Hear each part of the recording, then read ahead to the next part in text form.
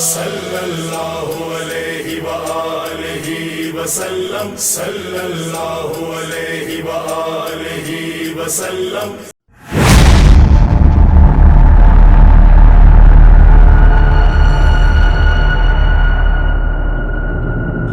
अस्सलाम वालेकुम। हम बाहैसियत मुसलमान कई मुख्तलिफ़ फ़िरक़ों में बटे हुए हैं। मुसलमानों के तमाम फ़िरक़े एक अल्लाह, एक रसूल और एक कुरान पर ईमान रखते हैं। मैं हूं आपका मेज़बान सैयद मोहम्मद रज़ा। प्रोग्राम क्या कहता है इस्लाम में। आज की पहली नशिस्त में हमारे साथ शरीक गुफ्तगू हैं मशहूर मारूफ़ आलिम दीन क़िबला मुफ्ती फ़ज़ल हमदर्द साहब। जैसे कि तमाम अहले दीन मुफ्ती फ़ज़ल हमदर्द साहब के इल्म और तहक़ीक़ के कायल हैं, तो चलिए चल के कुछ डिस्कशन करते हैं, कुछ इल्म हासिल करते हैं, कुछ जानकारी लेते हैं मुफ्ती फ़ज़ल हमदर्द साहब से। वालेकुम सलाम वरहमतुल्लाह। आपकी आमद का बहुत बहुत शुक्रिया। टाइम कीजिए, आपको बहुत शुक्र अदा करता है कि आपने हमें टाइम दिया। तो प्रोग्राम का आगाज़ सूरह अंबिया की एक आयत से करना चाहते हैं। आयत में अल्लाह ताला फरमाता है कि क्या काफिरों ने नहीं देखा कि आसमान और ज़मीन मिले हुए थे, तो हमने उनको जुदा कर दिया और तमाम जानदार चीज़ें हमने पानी से बनाई, फिर ये लोग ईमान क्यों नहीं लाते। अच्छा, तो इसमें सवाल जो बनता है वो ये कि जब ज़मीन और आसमान मिले हुए थे तो उस वक्त काफिर कहाँ थे, जबकि आयत में अल्लाह वाज़ेह तौर पर फरमा रहा है कि काफिरों ने देखा, मतलब फिजिकली आंखों से देखा। तो काफिरों के, इसका मतलब है कि काफिरों के सामने दुनिया वजूद में आई। जी, तो थोड़ा सा इसकी तफसीर बयान फरमा दीजिए हमारी आसानी के लिए नाज़रीन। बिस्मिल्लाह वस्सलातु वस्सलामु अला रसूलिल्लाह व आलिहि व अला अल्लाहुम्मा सल्लि अला मुहम्मद व आले मुहम्मद व बारिक वसल्लिम व सल्लि अलैहि। कुरान मजीद फ़ुरक़ान हमीद में सूरतुल अंबिया की आयत नंबर 30 के हवाले से आपने सवाल किया है। सूरतुल अंबिया के अंदर ये आयत मौजूद है। अल्लाह सुब्हानहु व तआला ने इरशाद फरमाया, औज़ु बिल्लाहि मिनश शैतानिर रजीम, बिस्मिल्लाहिर रहमानिर रहीम। अवलम यरल्लज़ीना कफ़रू अन्न समावाति वल अर्द कानता रत्क़न फ़फ़तक़नाहुमा वजअलना मिनल माइ कुल्ल शैइन हय्य अफ़ला युमिनून। अल्लाह सुब्हानहु व तआला ने इस आयत के अंदर ये इरशाद फरमाया कि क्या ये वो लोग जो तौहीद का इनकार करते हैं, अल्लाह के वजूद का इनकार करते हैं, उन्होंने इस बात पे गौर नहीं किया, इस बात को नहीं देखा कि आसमान और ज़मीन दोनों आपस में मिले हुए थे, या आसमान और ज़मीन दोनों के अंदर ये सलाहियत नहीं थी कि वो अपना काम कर सकें, आगे वो अपने जो उनसे मतलूब था या जो उसकी सलाहियत थी अभी वो कंप्लीट नहीं हुए थे। रत कमाना, फिर हमने उन दोनों को जुदा जुदा कर दिया या दोनों के अंदर हमने ये सलाहियत डाल दी और हमने हर चीज़ को पानी से ज़िंदा किया। तो अब ये ईमान क्यों नहीं लाते?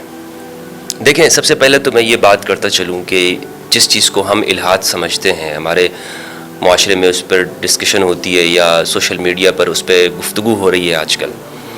एक तो ये ज़रूरत है कि हम अपने नौजवानों को, अपने बच्चों को इस इल्हादी फ़िक्र के बारे में बता सकें।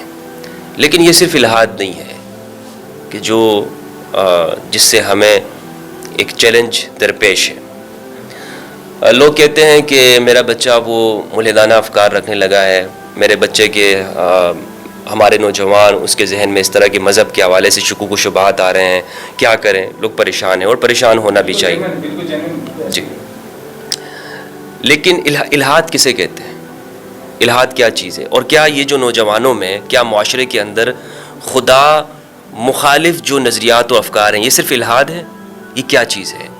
इल्हाद इसे कहते हैं कि एक शख्स ये कहता है कि मैं खुदा के वजूद का मुनकिर हूँ, कोई खालिक नहीं है, इस कायनात को पैदा करने वाला कोई नहीं है, आसमान और ज़मीन का खालिक कोई नहीं है, ये दुनिया सब कुछ खुद ब खुद हुई है, मादा से वजूद में आई है, एक मटेरियल से, और एक धमाका हुआ और सब कुछ दुनिया जी, ये दुनिया खुद ब खुद इत्तेफाक से वजूद में आ गई।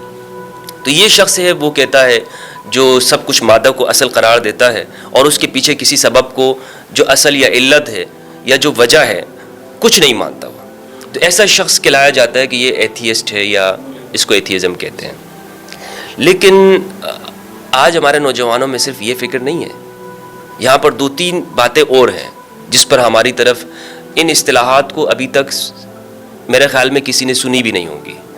मैंने जो इल्हाद मुल्हिदीन की जो वेबसाइट्स हैं या जो इस पे काम करने वाले हैं, जो सोशल मीडिया पर جو انٹرنیٹ کی دنیا میں جو الہاد پہ کام کرتے ہیں وہ اس سے واقف ہیں، لیکن یہ اصطلاحات میں اگر آپ کو بتاؤں گا تو اور یہ فکر ہمارے ہاں پائی جاتی ہے، یعنی یہ جو ٹرم میں آپ کو بتانے جا رہا ہوں اس سے شاید یہ پہلی دفعہ میں آپ کو یہ آپ کے ذریعے سے جو ناظرین ہیں ان تک یہ بات پہنچے گی۔ دیکھیں، ایک فکر تو میں نے آپ کو بتائی الہاد، ایتھیزم، کہ خدا کے وجود کا بالکل منکر ہونا۔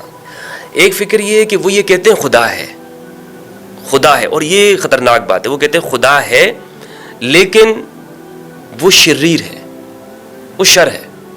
مطلب یہ اس سے زیادہ خطرناک ہے جو کہہ رہے ہیں خدا نہیں ہے۔ جو خدا نہیں ہے، وہ جو لوگ بات کرتے ہیں وہ تو ایک سائنسی یا ان کے نزدیک جو چیز سائنس، حالانکہ سائنس کا کوئی موضوع نہیں ہے، کوئی اس کا زیر بحث نہیں ہے، سائنس کا یہ کوئی بات ہی نہیں ہے۔ سائنس کہتی ہے کہ کسی چیز کی شواہد کو تلاش کرنا، ایک دو تین چیزیں معلوم ہیں ہمیں اور ایک بات نہیں معلوم، اس تک ہمیں پہنچنا ہے، سائنس کا مقصد یہ ہے۔ لیکن افسوس کے ساتھ لوگوں نے سائنس کو جوڑ لیا الہاد کے ساتھ، سائنس آ گئی، اب مذہب کی کوئی ضرورت نہیں ہے۔ سائنس کا یہ موضوع ہی نہیں ہے۔ میں آپ کو کہتا ہوں، آپ کا ٹاپک ہے، آپ وکیل ہیں، آپ کا کام ہی نہیں ہے کہ آپ ڈاکٹری، تو آپ کسی کا آپریشن کیوں کرنے جا رہے ہیں؟ آپ کا سبجیکٹ ہی نہیں بنتا، تو سائنس کا یہ موضوع نہیں ہے۔ بہرحال لوگ جدید بننے کی کوشش کرتے ہیں، ماڈرن خیالات، جناب میں سائنس یہ بات کر رہی ہے۔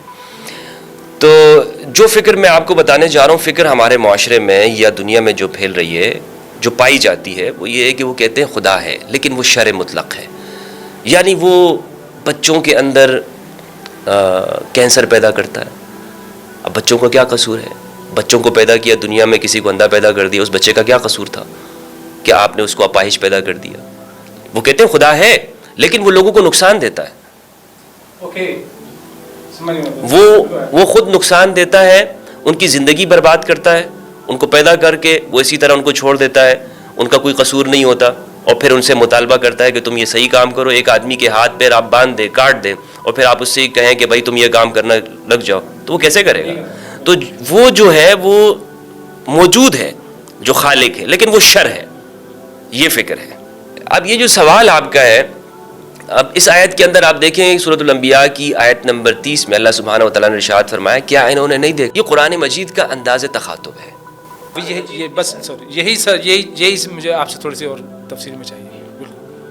قرآن مجید اس انداز میں گفتگو کرتا ہے، اس انداز میں اپنی بات کو محقق کرنے کے لیے، مضبوط کرنے کے لیے، سامنے والے کو یہ بتانے کے لیے کہ یہ ایک اتنی بدیہی بات ہے، اتنی ایسی بات ہے کہ اس کا انکار ہی نہیں کیا جا سکتا، یہ مسلمات میں سے ہے، یہ بدیہی ہے، اور بدیہی چیز کے اوپر دلیل نہیں دی جاتی۔ بدیہی چیز بالکل واضح ہوتی ہے، جیسے مثال کے طور پر میں آپ کے سامنے بیٹھا ہوں تو اس کی دلیل کی کوئی ضرورت نہیں، آپ مجھ سے کہیں کہ اس کی دلیل پیش کروں تو میری دلیل یہی ہے کہ میرا وجود یہاں پر قائم ہے۔ تو بدیہیات یہی ہوتی ہیں کہ جو مثال کے طور پر سورج موجود ہے، اس کی روشنی آ رہی ہے تو وہ ایک بدیہی ہے، ہمیں نظر آ رہی ہے۔ تو قرآن مجید نے کہا کہ کیا یہ قرآن کا انداز تخاطب ہے؟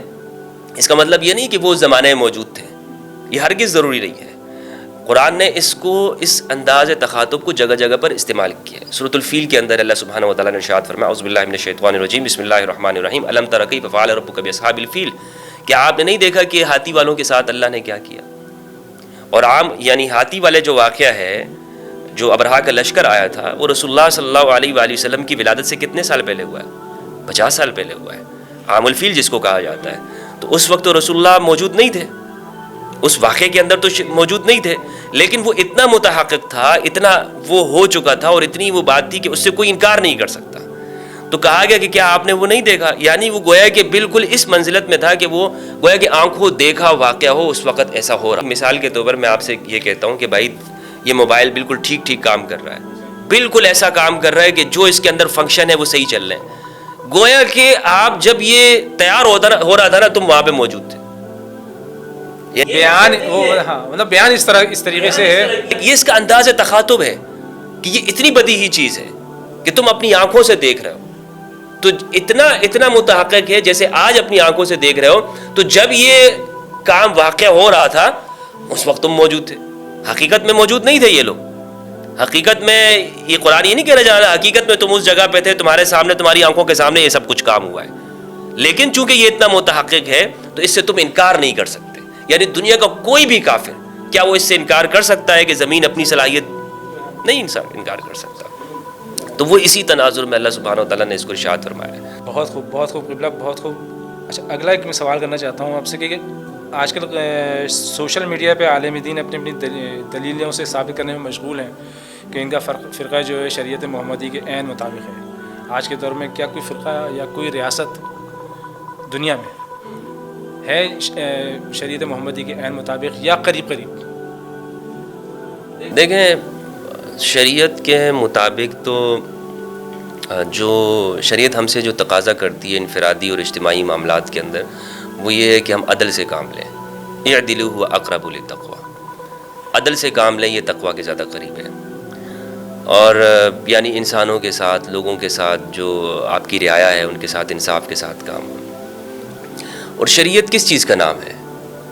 شریعت کوئی ہمارے ہاں جب ہم ریاست کی بات کرتے ہیں تو ہمارے ذہن میں یہ بات آتی ہے کہ وہ ریاست جب حدود پر قائم کرے، کام کرے، حدود نافذ کرے، لوگوں کے ہاتھ کاٹ رہی ہو، سولی پہ لٹکا رہی ہو، کسی کو ادھر چڑھا رہی ہو، اور بس عورت کو دیکھا تو کوڑے مارنا شروع کر دیے، کسی کو دیکھا یہ کام کرتے ہوئے زبردستی لوگوں کی دکانیں بند کرنا شروع کر دی گئی نماز کے وقت میں، تو ہم کہتے ہو دیکھو اس پہ تو زبردستی لوگوں کی دکانیں بند کی جا رہی ہیں۔ اصل میں ریاست کی ذمہ داری ہے کہ وہ عدل اور انصاف وہاں پہ قائم ہو۔ باقی شریعت جو نماز، روزہ، زکوٰۃ، یہ اللہ سبحانہ و تعالیٰ نے، یہ شریعت نے یہ انسان کی انفرادیت کے اوپر ڈالی ہوئی ہے کہ آپ اس کو کتنا کرتے ہیں، یہ زبردستی نہیں نافذ کی جاتی۔ نہیں تو مگر کوئی کرائٹیریا تو دیا ہوا ہے نا شریعت کا، کوئی عدل اور انصاف، اگر ہم صرف عدل انصاف پہ ہی شریعت ٹکی ہوئی ہے۔ یہ شریعت کا مطالبہ ہے کہ اپنی ریاست کے لیے اجتماعی طور پر عدل اور انصاف کا قیام ہو، اور لوگوں کی معاشی جو ضروریات ہے اس کو پورا کیا جائے، جو اس کے حقوق ہے، جو ان سے ٹیکس لیا جاتا ہے اس کو صحیح جگہ پہ استعمال کیا جائے، حکمران جواب دہ ہو، وہ جواب دیتا ہو لوگوں کو۔ باقی جو اس طرح کے معاملات ہیں، مثال کے طور پر شرعی جس کو ہم سمجھتے ہیں لوگوں کو زبردستی داڑھی رکھوانا، خواتین سے زبردستی پردہ رکھوانا، یہ لوگوں کے اوپر ہے کہ وہ اس کو خود کتنا اپناتے۔ ٹھیک، مطلب کسی کی مرضی ہے داڑھی رکھے، نہیں کر سکتا ہوں کہ یہ ریاست ہے، یہ 100% یہ شریعت کے اوپر چلنے والی ہے۔ تو پھر لب لباب ہم یہ سمجھ سکتے ہیں کہ کوئی نہیں ہے ایسی ریاست۔ امریکہ مسلم کنٹریز کے اندر آپ دیکھ لیں کہ وہاں پہ وہ یہ سمجھتے ہیں کہ حدود کا قیام آپ کرتے ہیں، حدود کا نفاذ ہو جائے، حالانکہ حدود یہ صرف ایک پہلو ہے۔ اگر حدود کو نافذ کیے بغیر امن و امان قائم ہو سکتا ہے تو اس کو اختیار کرنے کی، حدود کو اختیار کرنے کی تو ضرورت نہیں ہے۔ اگر امن و امان اختیار ہو سکتا ہے، لوگوں کی معاشی ضروریات پوری ہو سکتی، یہ کوئی فرض تو نہیں ہے کہ آپ حدود قائم کریں، فرض تو یہ ہے کہ لوگوں کو عدل اور انصاف دیں۔ فرض یہ نہیں کہ چور کا ہاتھ کاٹے، فرض یہ ہے کہ لوگوں کو چوری سے بچایا جائے۔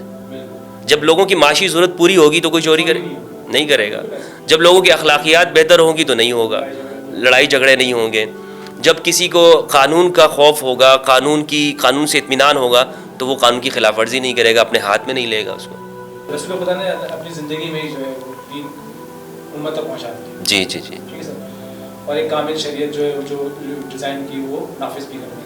اب قسم سوال یہ ہے کہ کوئی اگر اس شریعت میں چھیڑ چھاڑ کرتا ہے، اس شریعت میں کوئی رد و بدل کرتا ہے، تو اللہ اور اللہ کا رسول اس بارے میں کیا حکم جاری کرتے ہیں؟ شریعت کے ساتھ چھیڑ چھاڑ کرنا یہ بدعت ہے دین کے اندر۔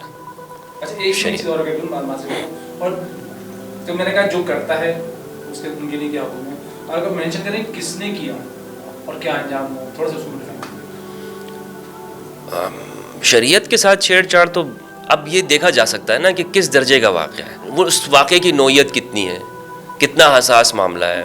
مثلاً اگر ایک شخص ہے وہ یہ کہتا ہے کہ نماز ختم، اب یہ بہت بڑا واقعہ ہے، بالکل ایسے ہی ہے، تو یہ تو کفر تک جانے والا ہے۔ یہ کہتا ہے کہ جناب شریعت کہتی ہے کہ آپ زکوٰۃ دو، 2.5% اپنے مال میں سے ادا کرو، میں اس کو نہیں مانتا ہوں، تو یہ ایک بہت بڑا واقعہ ہے۔ اب اسی طرح ایک چیز یہ ہے کہ جیسے ہمارے ہاں لوگوں نے داڑھی رکھنے کو بھی، اتنی بڑی بڑی داڑھی رکھنے کو بھی شریعت قرار دیا ہوا ہے کہ آپ نے اگر ایک مشت سے کم داڑھی آپ کی ہوگی تو آپ فاسق اور فاجر کہلائے جاتے ہیں، آپ کے پیچھے نماز پڑھنا جائز نہیں ہے، اس کو شریعت کا مسئلہ بنا دیا ہے۔ تو اگر کوئی کہتا ہے کہ بھائی میں اس چیز کو نہیں مانتا ہوں، تو کیا اس کے اوپر بھی کفر کا فتویٰ لگایا جائے گا؟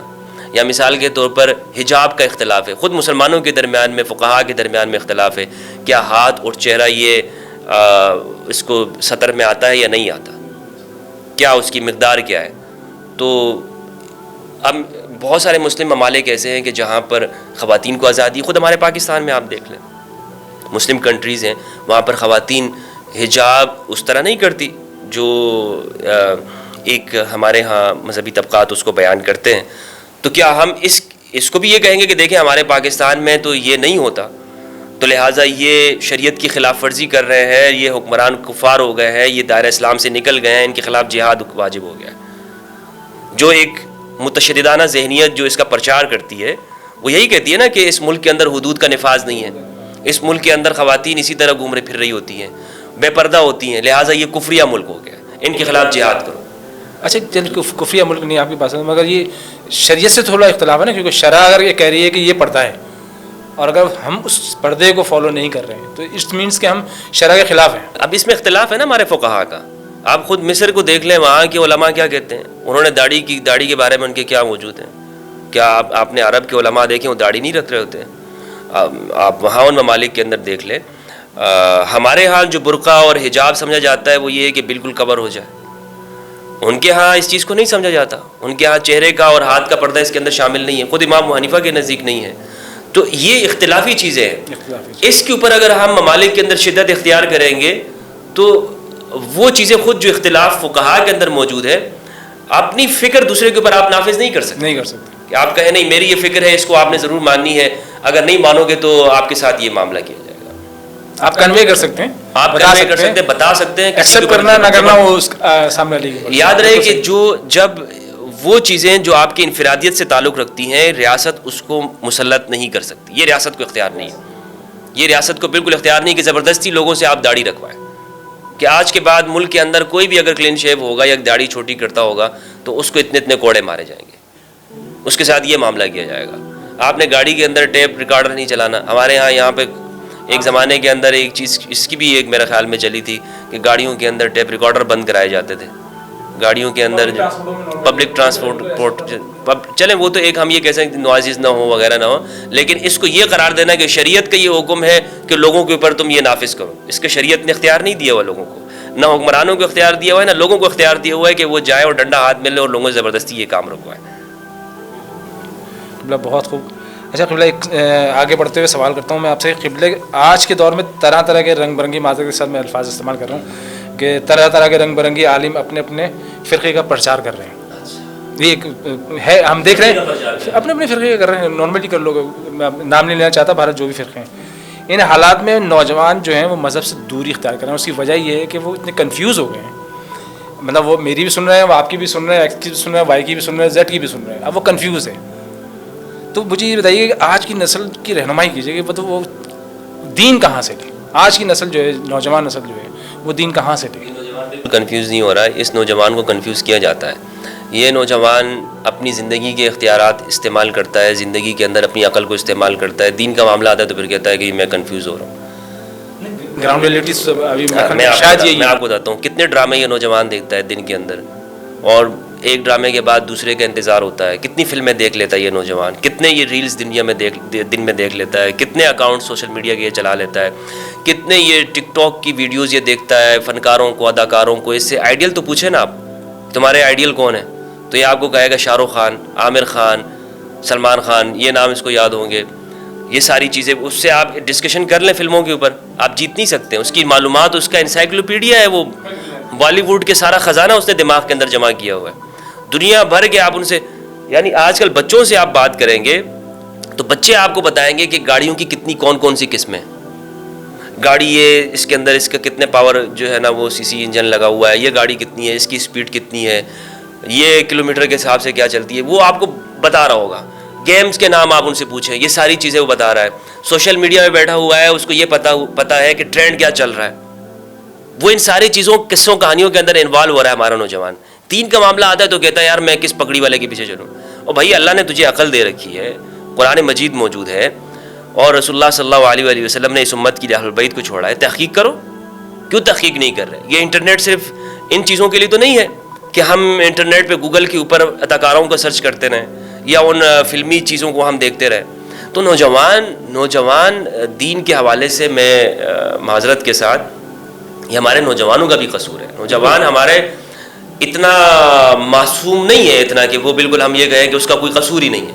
اس نوجوان کو دین کی جو فکر ہے یہ ضرور موجود ہے. وہ یہ چاہتا ہے حقیقت کے ساتھ. ہمارا نوجوان آج وہ دینی چیزیں بھی بہت دیکھ رہا ہے, وہ دین کی طرف بھی آ رہا ہے, وہ بالکل اس حوالے سے کانشیس ہے, وہ آ رہا ہے, لیکن وہ اس کا حق نہیں ادا کر رہا.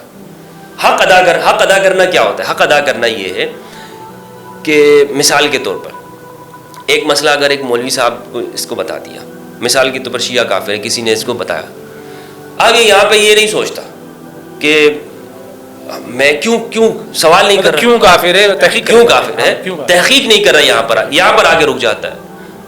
ہاں جو نوجوان تحقیق کرتے ہیں تو وہ اس چیز سے نکل جاتے ہیں, وہ ان باتوں سے نکل جاتے ہیں.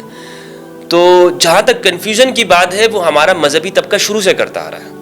ایسا نہیں کہ ہمارا مذہبی طبقہ بھی کنفیوز نہیں کرتا, یہ بھی کنفیوز کرتا ہے, اور یہ کوئی بھی فرقے والا ہو یہ کرتے ہیں. مثال کے طور پہ یہ آپ کو چھوٹی چھوٹی باتوں کے اوپر الجھتے ہوئے نظر آئیں گے, چھوٹے چھوٹے مسائل کے اوپر یہ باریکیاں نکالتے ہوئے, حضرت جی اس کے اندر تو اگر یہ ادھر سے خون نکل گیا تو کیا ہوگا, حضرت والا شلوار جو ہے وہ ٹخنوں سے کتنی مقدار میں اوپر نیچے ہونی چاہیے, اس کا سائز کیا ہونا چاہیے, اور ٹوپی کون سی لگانی ہے, پگڑی کون سی لگانی ہے. ابھی رمضان مبارک کے اندر, رمضان مبارک میں آپ دیکھیں کہ مولویوں نے اس امت کو کدھر پھنسایا ہوا تھا. رمضان کی گھڑیوں میں اگر ڈراموں میں طلاق ہو جاتی ہے تو کیا ہو, ڈراموں میں ہوگا کہ نہیں ہوگا, وہ اگر کوئی دے دے, اور بھائی ڈرامہ کون سا جائز ہے؟ ڈراموں میں ہونے والی شادیوں کو بھی کسی مولوی صاحب نے کہا تھا کہ ہو گئی شادی, اگر ڈرامے میں شادی ہو گئی تو ہو گئی شادی, طلاق بھی ہو گئی, سارے معاملات ہو گئے. تو ان مولویوں سے کوئی یہ تو پوچھے, تم تو ابھی تک کہہ رہے تھے کہ ڈرامے حرام ہے. میرے نزدیک ڈرامے حرام نہیں ہے. میرے نزدیک جتنے بھی جو آرٹس ہیں اللہ سبحانہ و تعالیٰ نے یہ انسان کی تخلیق دی ہے, اس کا استعمال ہے. نہ ڈرامے حرام ہے نہ فلمیں حرام ہیں, لیکن وہ جو دائرہ اخلاق کے اندر ہو اس کا بھی ایک کرائٹیریا ہے. ایسا نہیں کہ ہر طرح کی جو ہے نا وہ لمیٹیشن ہے. مطلب جو تاریخ پر مبنی جو موویز ہیں, جیسے مختار کے اوپر بنایا گیا ہے, ایران نے بنایا ہے, اور اسی طرح مختلف تاریخی فلمیں بنائی گئی ہیں, اس طرح کی میں چیز, جیسے ارطغرل الغازی وغیرہ ہے چیزیں. تو کہنے کا مقصد یہ برادر عزیز کہ ہمارا جو نوجوان ہے نا وہ دین کہاں سے لے, وہ اس کو ایک پلیٹ فارم بتا دیں کہ اس نے دین یہاں سے لینا ہے. میں پہلے یہ مذہبی طبقے کا میں آپ کو حقیقت بتا دوں نا, یہ مولویوں کی یہ جو مذہبی طبقہ ہے یہ الجھا کے رکھتا ہے. اس کا کام ہی ہے, اس کی ڈیوٹی ہے.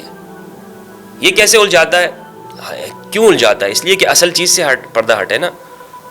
اصل تو اول تو ان کو معلوم نہیں ہے, جن کو معلوم ہے تو وہ ان کو کہتے ہی ہیں کہ اس طرح سے آپ, یہ والی بات زیادہ سوٹ کرتی ہے کہ ان کو معلوم ہی نہیں ہے. اچھا کیا ہے, اس طرح کے مسائل ٹی وی پہ ڈسکس ہو رہے ہوتے ہیں. آپ مجھے بتائیں کبھی اس ٹی وی کے اوپر یہ ڈسکس ہوا ہے کہ ہم نے دین کہاں سے لینا ہے؟ یہ ڈسکس ہوا ہے کہ اہل البیت کون ہے؟ یہ ڈسکس ہوا ہے کہ اہل البیت علیہ السلام کی تعلیمات کیا ہیں؟ یہ ڈسکس ہوا ہے کہ رسول نے اس امت کے لیے کیا چھوڑا ہے؟ یہ ڈسکس ہوا ہے کہ غدیر خم کیا تھا, غدیر خم کے کیا تقاضے ہیں, رسول اللہ نے علی کو ولی کیوں کہا, مولا کے کیا معنی ہے؟ یہ ڈسکس نہیں ہو رہا ہوتا. یہ ان کے لیے کوئی موضوع اور ٹاپک ہی نہیں ہوتا. اگر ہوتا بھی ہے تو اس میں بھی پھر قوارہ نقطہ نگاہوں سے اس کو جو ہے نا ادھر ادھر کر دیتے. مذہبی طبقے کی ذمہ داری یہ تھی کہ رسول اللہ کی وصیت کو آگے اسی طرح پہنچاتے ہیں. میں سوری بات کر رہا ہوں, مگر یہاں تو بہت سارے ہمارے فرقے ایسے ہیں جو مانتے ہی نہیں کہ وصیت کی ہے. تو کیا کریں, آپ کہہ رہے ہیں وصیت پہنچا دیں, وہاں تو کہہ رہے ہیں ہم کوئی وصیت ہی نہیں کی. چلیں اتنا تو پہنچا سکتے ہیں نا کہ غدیر خم کیا ہے, یہ تو سب نے لکھا ہے نا. وصیت کو اسے نہ مانے, لیکن اتنا تو کہہ سکتے ہیں نا کہ رسول اللہ نے اس امت کے لیے یہ ارشاد فرمایا ہے کہ میں تم میں 2 چیزیں چھوڑ کے جا رہا ہوں, قرآن اور اہل بیت ہیں. اور یہ گارنٹی صحابہ کو دی ہے کہ صحابہ کو یہ گارنٹی دی ہے کہ تم کبھی گمراہ نہیں ہوگے. یعنی جن کو گارنٹی دی جا رہی ہے وہ خود گارنٹی تو نہیں بن سکتے. جن کو یہ کہا گیا ہے کہ میں آپ کو یہ گارنٹی دیتا ہوں کہ آپ گمراہ نہیں ہوگے, رستے سے نہیں بھٹکیں گے, تو اس کا مطلب یہ ہے کہ خود ان کو یہ حکم ہوا کہ وہ کسی اور کے پیچھے چلیں. ان کو یہ کہا گیا کہ آپ نے کسی اور کی پیروی کرنی, کسی اور کی اتباع کرنی. وہ کون ہے؟ اہل البیت علیہ السلام ہے. تو اہل البیت وہ صحیح مقام ہے کہ جہاں سے دین لینا ہے, وہ صحیح جگہ ہے. اس لیے کہ دیکھیں یہ امت مختلف فرقوں کے اندر بٹ گئی, اور نوجوان جہاں تک آپ نے سوال کی کنفیوژن کا شکار ہیں. تو اس کے کنفیوژن سے نکلنے کا حل کیا ہے؟ کیا حل ہے؟ واحد حل یہ ہے کہ جو رسول نے حل دیا ہے. واحد حل وہ یہ ہے کہ اگر میں اپنے لفظوں میں بتاؤں گا تو کوئی کہے گا کہ بھائی مجھے اس لفظوں کے اوپر اعتبار نہیں ہے نا. تو رسول اللہ نے جو حل یہ دیا ہے وہ سب حل سے زیادہ بہتر ہے, اور اسی کے پیچھے ہر مسلمان کو چلنا چاہیے. اور وہ کیا حل ہے؟ غدیر خم میں ارشاد فرمایا, اپنی زندگی کے آخری ایام میں فرمایا, شروع کے ایام میں فرمایا, میں تم میں 2 چیزیں چھوڑ کے جا رہا ہوں, تم کبھی گمراہ ہو, قرآن اور اہل بیت. یہ حل وہ ہے کہ جو جس طرف امت کو آنا تھا ان سے دین لینا تھا, لیکن یہ امت بنی اسرائیل کے رستے پہ چلی. جس طرح انہوں نے انبیاء کو قتل کیا, اس امت نے اہل بیت علیہ السلام سے دین بھی نہیں لیا اور پھر ان کو قتل بھی کیا, شہید بھی کیا. وہ در بدر ایک علاقوں سے گئے دوسرے علاقوں میں پھیلے اور اپنی جانیں بچاتے رہے. کیوں جانیں بچاتے رہے؟ ان کی اتباع کا حکم تھا, لیکن اتباع کے بجائے ان کے ساتھ کیا کیا کہ ظلم روا رکھا گیا. تو یہ ہے اصل وہ مقام جہاں سے دین لینا ہے. اگر یہاں سے دین لیا جائے نا, تو نہ یہ معاشرے کے اندر الحاد ہوگا, نہ یہ اس طرح کی کنفیوژن ہمارے نوجوانوں کے اندر ہوگی.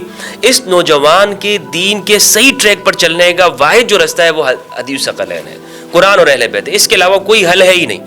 جو بھی کوئی حل پیش کرتا ہے نا میرے بھائی کہ یہ حل ہے وہ حل ہے, میں تمہیں ادھر لے کے جاتا ہوں, فلاں مولوی کے پیچھے چلو, فلاں فرقے کا حصہ بن جاؤ, یہ سارے جھوٹ من گڑت انہوں نے مقدس اسٹوریاں بنائی ہوئی ہیں. مطلب راستہ وہ ایک ہی ہے, راستہ وہ ایک ہی ہے کہ جو پیغمبر نے حل پیغمبر نے دیا. یہ تھوڑا سا مجھے کلیئر کر دیجیے گا. بنو امیہ کی بنو ہاشم سے دشمنی تھی, سیاسی دشمنی تھی, مذہبی دشمنی تھی, یا کوئی ذاتی دشمنی تھی؟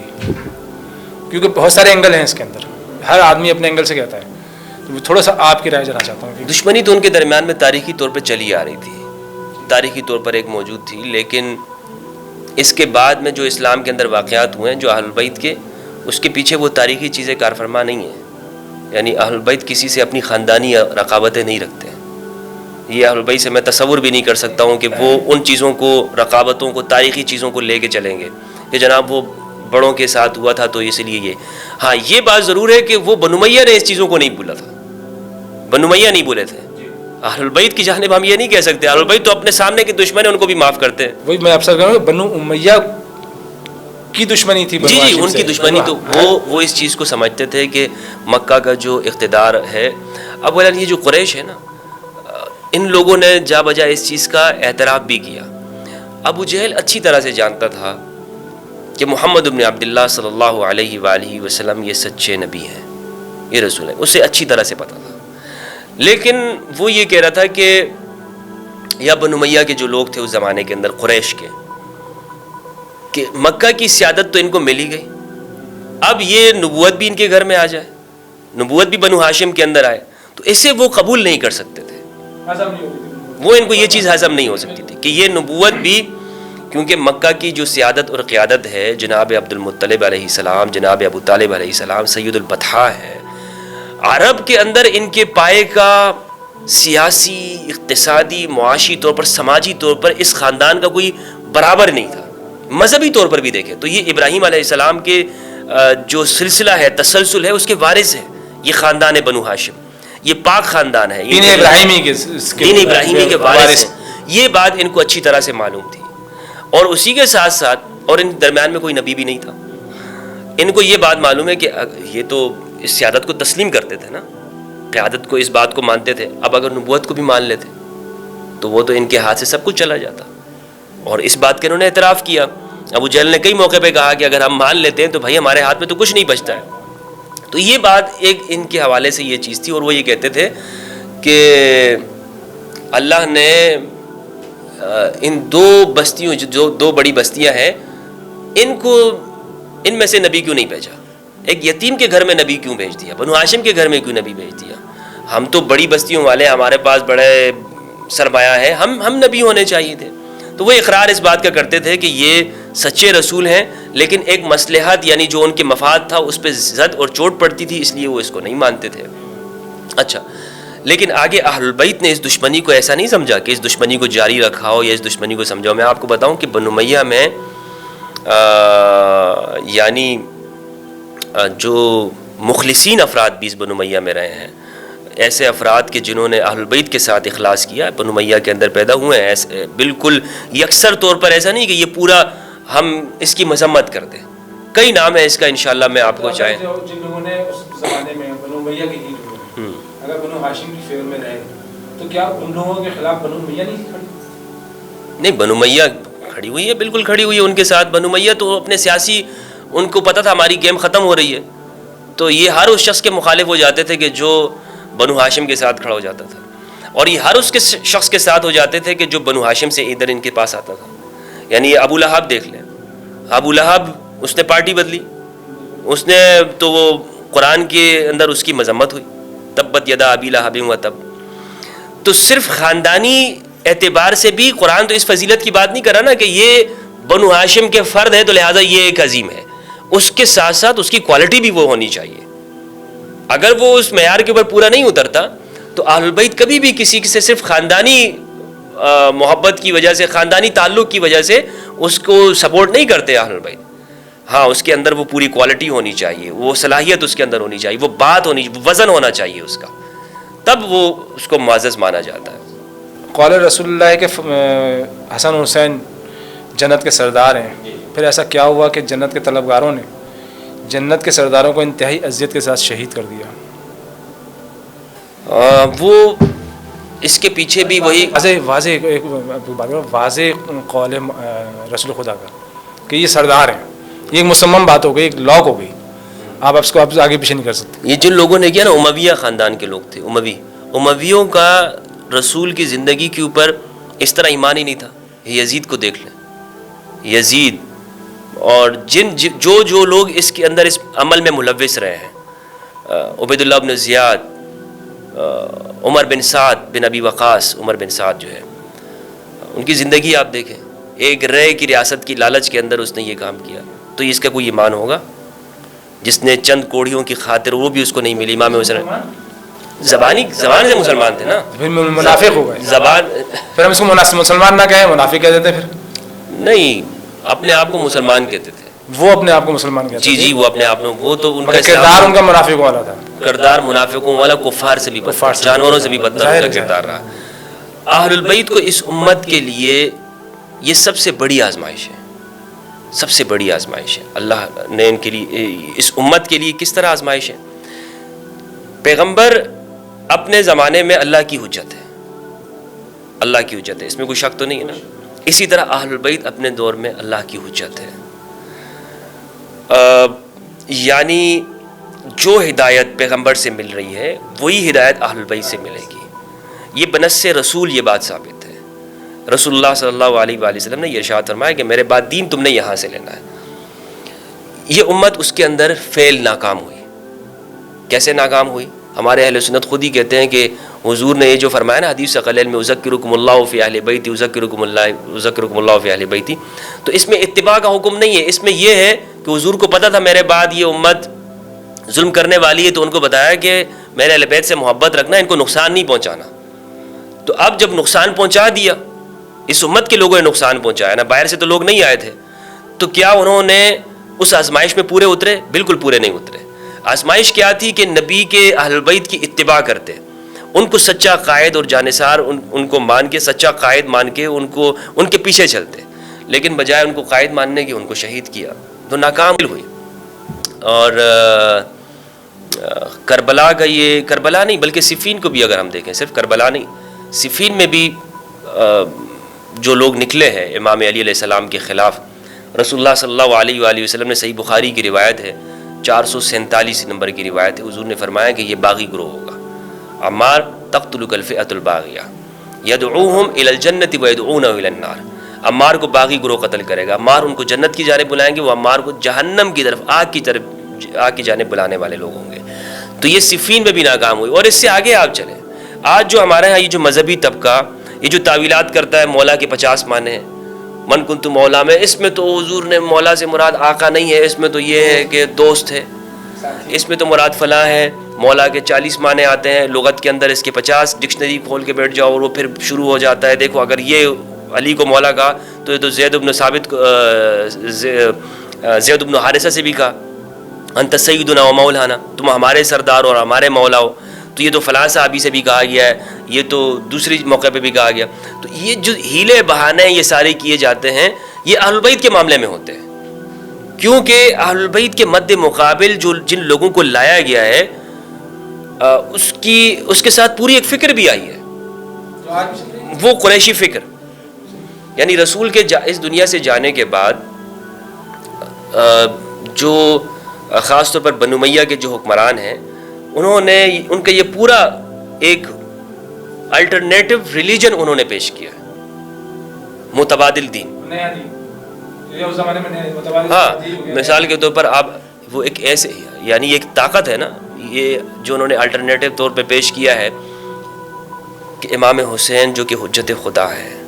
آپ نے سوال کیا نا جنتی نوجوانوں کے سردار ہیں، کیا امام حسن کو زہر نہیں دیا گیا؟ امام حسن کے ران میں خنجر نہیں مارا گیا زہر سے بھگویا ہوا؟ اور ان سے بڑھ کر امام علی علیہ السلام این نماز کی حالت میں ان کے شہید کیا گیا. تو کتنے بڑی بدبختی ہو سکتی ہے. تو کربلا کا واقعہ تو ہے لیکن ایک واقعہ تو امام علی علیہ السلام کے ساتھ بھی ہوا ہے. اور پھر اس کے ساتھ ہم جو آج تک یہ کرتے آ رہے ہیں یعنی ان کے دشمنوں تک سے روایتیں لیتے ہیں. اور پھر ہمارے لوگوں کے دلوں میں اتنی سختی پائی جاتی ہے. آپ دیکھیں جب محرم کے دن آ جائیں گے تو محرم کے دن آئیں گے تو کیا بحث ہوگی حضرت اس دن میں کالا کپڑا نہیں پہننا چاہیے، سبیلے کیوں لگا رہے ہیں، یہ جو لوگ یہ کرتے ہیں یہ بدعت ہے، ماتم کیوں کر رہے ہیں، فلاں کام کیوں کر رہے ہیں. ان کو تو ہونا چاہیے. اچھا مجھے بتائیں آنسو بہانا بھی بدعت ہے؟ آنسو بہانا تو بدعت نہیں ہے نا. کم از کم آنسو بہانے کے لیے تو بیٹھ جاؤ. آنسو کیوں نہیں بہاتے؟ یعنی اپنا کوئی مر جاتا ہے تو آنسو بہاتے ہیں، داڑھے مار مار کے رو رہے ہوتے ہیں، انہوں نے ہمیں یتیم کر دیا. تو اہل البیت کا غم تو کچھ ہونا چاہیے، آنسو بہا لو صرف. چلے ہم مان لیتے ہیں کہ تعزیہ کرنا بدعت ہے، ہم مان لیتے ہیں کہ فلاں کام بدعت ہے، ماتم کر، مگر ایک یہ حقیقت تو ہے کہ شہادت ہے. یہ ایک حقیقت ہے. تو اس کے اوپر آنسو بہانا، چلو تم کہو گے بھائی ہم سوگ نہیں کر رہے، غم تو ہو سکتا ہے نا آپ کو. اس کا تعلق تو دل سے، فطرت سے. اس کا مطلب تمہاری فطرت ہی مر چکی ہے. تو فتوے جو لگا رہے ہو نا، فتوے جس طرح سے تم یہ دوسروں کے اوپر ان دنوں کے اندر لگاتے ہیں، تو اس کی وجہ کیا ہے؟ اس کی وجہ یہی ہے کہ اہل بیت سے بالکل تعلق نہیں ہے. مقصد یہ ہو گیا کہ جو رسول سے مخلص نہیں تو وہ رسول کی آل سے بھی مخلص نہیں. وہ میں نے جو الٹرنیٹو ریلیجن کی بات کی نا، وہ اموی فکر چلی آ رہی ہے اور اس نے ہر چیز کے اندر دخل اندازی کی ہے. یہ ہمارے ایک بہت بڑے مورخ تھے شبلی نعمانی، انہوں نے ایک بات لکھی، ان کی کتاب ہے الکلام اور علم الکلام. اس میں یہ بات لکھتے ہیں کہ یہ شروع کے جو فرقے ہیں نا جس کے بارے میں آپ نے بات کی، ابھی میں چاہتا تو اس کے اوپر میں گھنٹہ اس پہ بات کر سکتا ہوں کہ یہ ہمارے ہاں فرقے شروع کیسے ہوئے، اس کے کیا سیاسی مقاصد تھے، کیا اسباب تھے، کیا وجوہات تھی اس کی. مختصر میں یہ بتاتا چلوں کہ یہ انہوں نے یہ بات لکھی ہے کہ اس زمانے میں یہ جابر بادشاہ تھے نا، جابر آسان سمجھیے، جابر بادشاہ ایسے ہی نہیں انہوں نے حکومتیں کی ہیں، انہوں نے باقاعدہ مذہب پیش کیا ہے، فرقے بنائے ہیں. جیسے آج کے دور میں ہوتا ہے ریاستیں مختلف تنظیموں کو کھڑا کرتی ہیں، سیاسی تنظیم، ٹھیک ہے. وہ آپ دیکھتے ہیں کہ کسی زمانے میں پتہ نہیں کوئی مناسبت نہ ہو جائے، ایک تحریک بہت عروج پر ہوتی ہے اور ایک تھوڑا سا وقت گزرتا ہے ہم دیکھتے ہیں وہ بالکل ڈاؤن ہو جاتی ہے، زوال میں آ جاتی ہے. لوگ حیران ہوتے ہیں یار یہ کیا ہو گیا. مطلب ریاست اس کو لائک اور ڈس لائک کر رہی ہے. ہاں وہ یہ ہوتا ہے، یہ ہر زمانے کے اندر کیونکہ مذہب سیاست کے ساتھ جڑتا رہا ہے. اس کی تھوڑی سی ٹیکنیکل قسم کی ہسٹری جو ہے نا وہ یہی ہے. یا استعمال ہوتا رہا، یہ کہہ سکتے ہیں کہ سیاست کو، مذہب کو استعمال کیا گیا سیاست. تو اس زمانے میں انہوں نے کیا کیا، فرقے بنائے اہل بیت کے سے لوگوں کو دور کرنے کے لیے. ایسے فقہا کو سپورٹ کیا گیا تاکہ ان میں ان کو مد مقابل کیا جائے اہل بیت کے، ٹھیک ہے، سامنے کھڑا کرنے کے لیے. اوزائی ہیں شام کے بہت بڑے عالم ہیں، امام اہل الشام ان کو کہا جاتا ہے. اوزائی کے بارے میں سیر اعلام النبلاء میں ذہبی رحمہ اللہ نے یہ بات لکھی ہے کہ وہ یہ بات کرتے ہیں کہ ہم سے باقاعدہ قسمیں لی جاتی تھی، لکھوایا جاتا تھا کہ تم علی کے اوپر گواہی دو کہ وہ منافق ہیں. علی کے اوپر، نعوذ باللہ علیہ باللہ، ورنہ تم پہ تمہاری بیگم طلاق ہے، تمہارے جو خادمین ہیں یہ سارے آزاد ہو جائیں گے، اور تم نے جو ہم سے بیعت جو کر رہے ہو یہ ٹوٹ جائے گی. پھر اس کی سزا یہی ہے کہ پھر تمہاری تو گردنیں ماری جائیں گی نا. تو وہ اس چیز کو وہ لوگ کرتے تھے. اتنے بڑے بڑے علماء اس چیز کے اندر ملوث رہے. تو تو ایسے دور میں کیا ہم یہ نہیں کہہ سکتے امام حسین علیہ السلام کو شہید کیا گیا؟ امت کہاں بھٹک گئی؟ تو شبلی نعمانی کا میں بتا رہا تھا حضرت کہ شبلی نعمانی نے لکھا ہے کہ اس زمانے میں ایک فرقہ پیدا ہوا جبریہ کے نام سے. جبریہ کی آپ ہسٹری پڑھیں. جبریہ یہ کہتے ہیں کہ انسان بالکل مجبور ہے, انسان کو کوئی اختیار نہیں ہے کہ وہ اپنی کوئی کام خود سے کر سکے. سب کچھ میں کسی کو قتل کر رہا ہوں, میں کسی کو نقصان پہنچا رہا ہوں, میں کچھ بھی کر رہا ہوں, یہ سب اللہ نے کہ اس پہ میں چل رہا ہوں, یہ اللہ کی مرضی ہے, اس کے اندر یہ کام ہو رہا ہے, میں ہاں. اچھا, اب اس کا تعلق حکمران سے کیسے, آپ سوال کیجئے اس کا تعلق حکمران سے کیا ہے؟ اس کا تعلق حکمران سے یہ ہے کہ ظالم سے ظالم بادشاہ ہمارے سر پہ بیٹھا ہو, اللہ کی مرضی ہے. وہ امام حسین کو شہید کرے, اللہ کی مرضی ہے. ہمیں کیا بنتا ہے کہ ہم باہر نکلیں؟ ہمیں کیا, ہم تو نہیں ہے اس کے اندر, یہ اللہ کی مرضی ہے. تو یہ جبریہ ایک فرقہ ایجاد کیا گیا, بنو امیہ نے اس کو ایجاد کیا تھا, بنو امیہ نے. اور اس کی پوری تاریخ ہے, آپ اس کو پڑھیں گے تو آپ کہیں گے کہ اچھا اتنا سب کچھ ہوا ہے. تو یہ شروع سے تسلسل چلا ہے. معتزلہ کا آپ دیکھیں, معتزلہ مامون الرشید کے زمانے میں اس کو عروج ملا, وہ حکومت گئی, وہ فرقہ ہی ختم ہو گیا. اہل الحدیث کا جو طبقہ ہے, احمد بن حنبل, متوکل عباسی کے زمانے میں پروان چڑھا. ہمارے حنفیوں کو آپ دیکھ لیں, قاضی ابو یوسف انہوں نے ہارون رشید کی حکومت کے اندر عہدہ قضا قبول کر لیا, تو بغداد سے لے کر افغانستان تک ان کی وہ فقہ جو ہے نا وہ پھیل گئی. حالانکہ امام ابو حنیفہ وہ انہی حکومتوں کے خلاف لڑتے رہے, انہی حکومتوں کے خلاف جن سے ان کے شاگردوں نے ہاتھ ملا لیے. ابو حنیفہ نے کا جنازہ جیل سے نکلا, کس وجہ سے؟ اس لیے کہ ابراہیم نفس زکیہ کی تحریک کے اندر انہوں نے ساتھ دیا تھا, محمد بن نفس زکیہ کی تحریک میں ساتھ دیا تھا, امام زید کی تحریک کے اندر ساتھ دیا تھا, فتوی جہاد دیا تھا اس کے اندر, اور ابراہیم ابن میمون کے اوپر وہ رویا کرتے تھے. یہ تاریخ ابو حنیفہ کی اگر ہم پڑھتے ہیں تو ہمیں معلوم ہوتا ہے کہ وہ ابو حنیفہ جو اپنے شاگردوں کو, جو خود عہدہ قضا چیف جسٹس ہونے کا جو عہدہ ہے اس کو صرف اس لیے نہیں لیتا کہ اگر میں لوں گا تو میں حق بات نہیں کہہ سکوں گا. ابو جعفر منصور نے ان کے سامنے سکہ رکھا تھا کہ یہ اس کے اوپر میں آپ کی سٹیمپ جو ہے وہ جاری کرتا ہوں, آپ یہ عہدہ قبول کر لیں. اتنا بڑا ان کو یہ پیشکش کی گئی, انہوں نے ٹھکرا دیا. نہیں, میں اہل بیت کے ساتھ کھڑا ہوں تو میں ادھر ہی کھڑا ہوں گا, میں اس کو قبول نہیں کر سکتا. تو کہنے کا مقصد یہ ہے, اور پھر انہی کے نام کو استعمال کر کے آگے پھر جو کچھ ہوا. اہل البیت علیہم السلام کے ساتھ اس امت نے جو کچھ کیا ہے, اتنا گزشتہ جو امتیں ہیں انہوں نے اپنے نبیوں کے ساتھ ان کو شہید کیا, قتل کیا, اس امت نے اہل البیت کے ساتھ کیا. بہت خوب, آپ سے بہت سہل گفتگو رہی. چلتے چلتے آپ سے ایک اور آخری سوال کرنا چاہتا ہوں, اس کے بعد آپ سے اجازت دوں گا کہ امت نے جو رسول اور آل رسول پہ جو مظالم ڈھائے وہ ناقابل بیان ہے, لیکن کیا آپ سمجھتے ہیں کہ جو مورخ نے لکھا, وہ تاریخ جو اس مورخ نے اس وقت لکھی, کیا وہ درست ہے؟ یا مورخ, میری نظر میں سمجھتا ہوں کہ شاید مورخ بھی قاتلوں میں شامل ہے. آپ ایسا سمجھتے ہیں یا آپ کیا سمجھتے ہیں کہ مطلب تاریخ بالکل درست لکھی گئی ہے؟ تاریخ میں رد نہیں, یہ تاریخ میں کوئی ہے رد و بدل یا ڈنڈی ماری گئی ہے, اس طرح کیسے؟ تاریخ میں ہر طرح کی چیزیں ہوتی ہیں, صحیح بھی ہیں اس کے اندر, اور لیکن اس کے لیے ضروری ہے کہ ہم ایک خالص ریسرچر دماغ کے ساتھ انسانی بنیادوں کے اوپر سائنسی اصولوں کے مطابق ہم تاریخ کا تجزیہ کریں. یعنی تاریخ کو ہم شخصیت پرستی کے اندر ڈوب کر نہیں, یا اس طور پر نہ کریں کہ جو آئیڈیلزم کی طور پر ہم اس کو مطالعہ نہ کریں کہ ہم ذہن میں پہلے کسی کو آئیڈیل بنا لیں کہ بھائی میرا آئیڈیل تو یہ ہے, خالد بن ولید ہے چونکہ وہ تلوار چلایا کرتے تو بس میں اب وہ ان کا اسی طرح وہ دیکھوں گا. بس اپنے ذہن کو ہم نے یہ دیکھنا ہے کہ تاریخ کا مطالعہ کیوں کیا جانا چاہیے, کیوں ضروری ہے, آئینہ ہے تو کیوں آئینہ ہے, اور مسلمانوں کے اوپر تو یہ واجب ہے. یعنی اس کے اوپر میری ایک لیکچر آ رہا ہے کہ تاریخ کا مطالعہ کیسے کریں, اور مسلمانوں نے اس تاریخ کے ساتھ کیا رد و بدل کیا ہے. اس کے پورے میں نے اس کے اندر ایویڈنس دیے ہیں کہ کس کس جگہ کے اوپر رد و بدل کیا گیا ہے. مطلب ہوا ہے, رد و بدل ہوا ہے, بالکل ہوا ہے. یعنی یہ ایک بہت بڑا بدلاؤ ہے, یہ ایک بہت بڑا بدلاؤ ہے کہ آپ یہ دیکھیں کہ امام علی علیہ السلام شہید ہوئے ہیں. یہ ایک بہت بڑا بدلاؤ ہے کہ اہل بیت میں سے امام حسین کو کربلا کے اندر شہید کیا گیا ہے. مسلمان یہاں تک کیسے پہنچے, ان کی اخلاقی زوال کی کیا وجوہات ہیں, اس کے ساتھ ساتھ ہمیں وہ پورا پس منظرنامہ پیش نہیں کیا جاتا جو ادھر ادھر بکھرا ہوا ہے, لیکن وہ اس کو ایک ترتیب کے ساتھ انہوں نے بیان نہیں کیا. بہت اچھا لگا آپ سے بات کر کے. انشاءاللہ اگلی کسی نشست میں بھی بیٹھیں گے. Thank you very much.